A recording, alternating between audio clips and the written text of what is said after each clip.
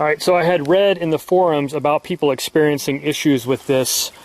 The top clamp is going to go across here and then butt up against this weld.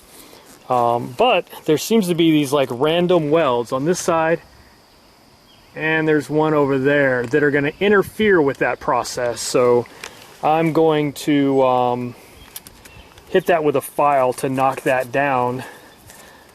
So that it's not a problem, and I don't know why it's there, but it seems to be a problem on a lot of Jeeps. But anyway, take care of that. Got that file down. That's what it looks like, the raw steel.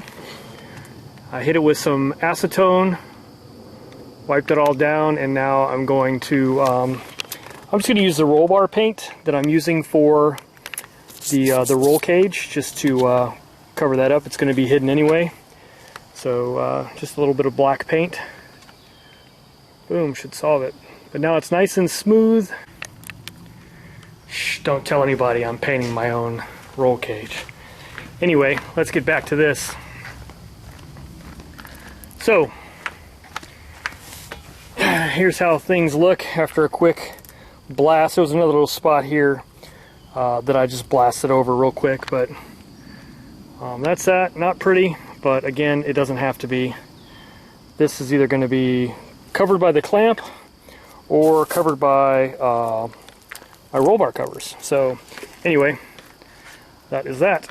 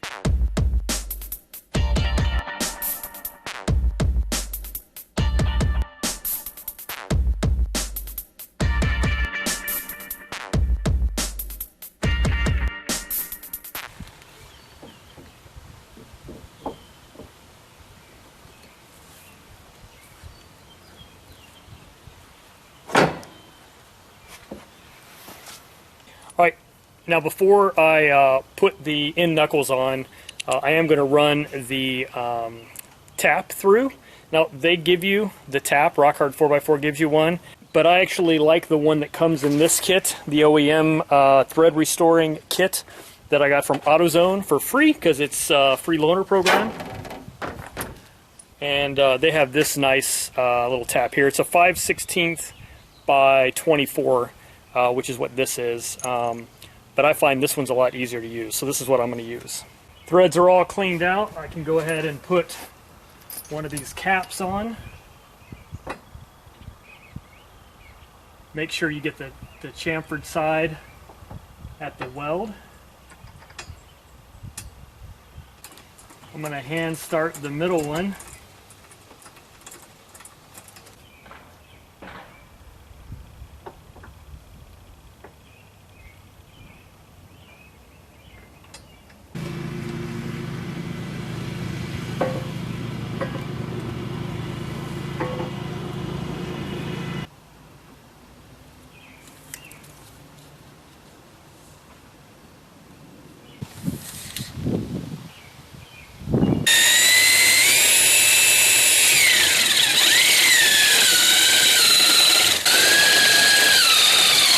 Alright, so I measured about 50 million times to figure out where I wanted to drill this hole. I had one hole here on the top, and then I had to extend it to 3/8 because it was a smaller size, maybe a 1/4 inch.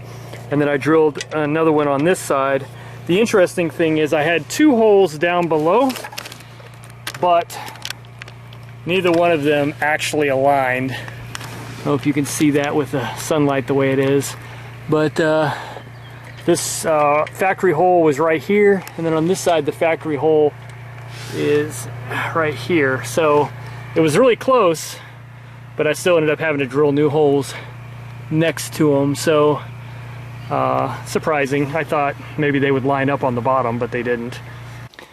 Alright, so I have this front bar tightened down on both sides, pushed up close against this weld here, and I have that loosely connected, and then this is the bolts are in. I just haven't tightened them up underneath, and the bolts are in back there. So now I've got to clamp these front down. I'm going to measure again before I start tightening to make sure I don't need to make any more side-to-side adjustment, because it might have got out of whack when I did that. But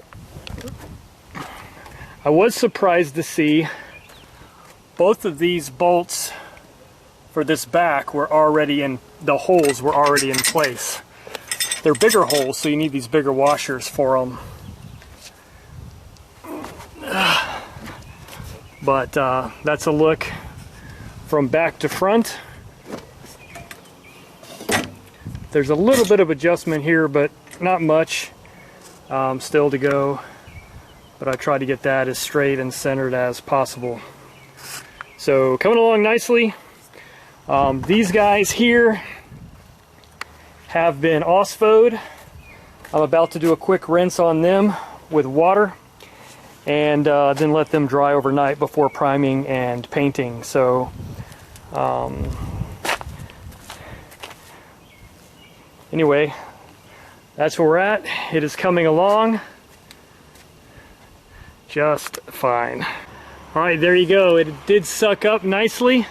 You would think the distance was much too far to be able to tighten up, but it did suck up nicely. Basically pulled pressure on this, so now that that's in place, I'll tighten this down and then go tighten that down. Alright, so on the soft top you do have to notch this out on both the bottom and top of this bracket. This is the Best Top Trek Top NX, same situation. So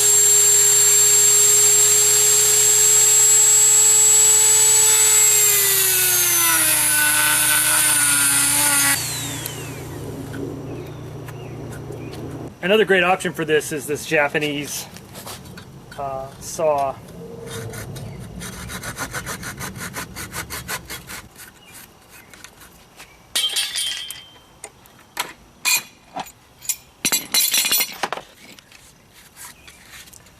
So that's what you're going to end up with, is just a straight notch there. I'm just going to use a file.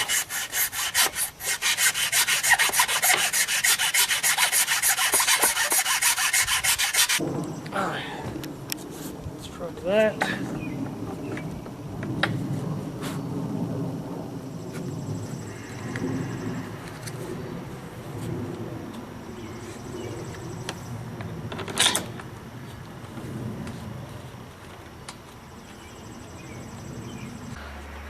That's good. Nice.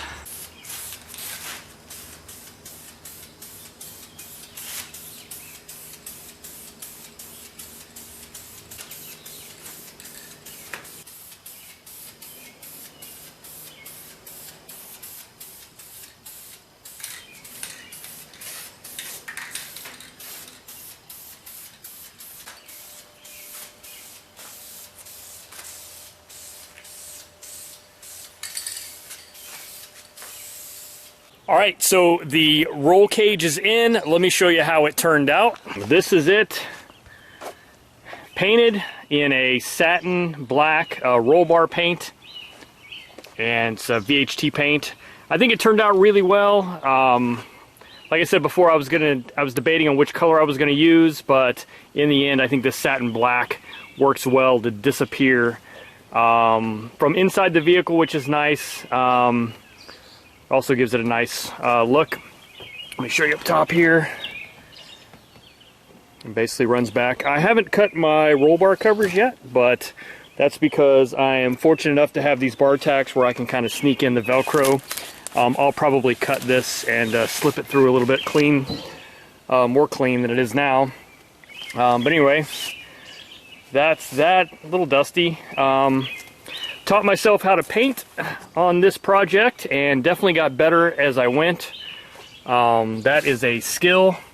You can see the overclocked hologram. It's like interesting. It's like a what's the word I'm thinking of? Like a heads-up display, but it's actually reversed on the front. That way, when you're sitting in front of me at a red light, you look back in your mirror and you see overclocked in your rearview mirror. So I thought that would be interesting. I've never seen anybody do that before, so I thought it would be cool. But then again, like I said, the bonus is I kind of have, you can just barely see it in the video, an overclocked hologram, a heads-up display in the window. Anyway, so that's that. That is the Rock Hard 4x4 cage. If I could give you any advice, would be to, if you paint it yourself, be patient, let it dry well before you start messing with it. I was trying to rush things a little bit, and that proved to be more challenging. Don't tighten everything up until you have everything started, including like these bars here. If you tighten them up, sorry about the sun there. If you tighten these bars up before you have these in the tops of your side bars, it will pull everything out of alignment so your bolt holes won't fit. So get all of your bolts started everywhere before you really start tightening things down. And then, like I said, tighten these down first, and you can tighten down the backs, and then cinch it up using those knuckles, which worked out really well. But anyway, I'll spare you the rest of the details, but that was it. A lot more challenging than I expected it to be. But hey, it's a learning experience, and I came away smarter than I was when I started. So with this crazy heat, I did find one thing that was super helpful, and that is getting that spider web shade back on. And as you can see, I basically attached it to that bar, and it works out great. Actually, it works out better than without the cage, because I can now still attach my top, the soft top or the hard top, without releasing the spider web shade, which used to connect to these loops here. So that's really cool and convenient. I did leave these corner pieces off for now. I don't really care about them, so I don't know if I'll even put them back in. And then I just double stick taped, sorry about the sun there, double stick taped my microphone just right here on this bracket. So that's it. That is the Rock Hard 4x4 sport cage for the JKU, including the back panel piece. Worked out actually super great. So not an easy install, but well worth it when it's done, and something that you can say you did yourself makes it even cooler. And this actually taught me a lot about painting, which I'm applying to other projects. So anyway, that's it. Thanks for watching, and I'll catch you on the next one.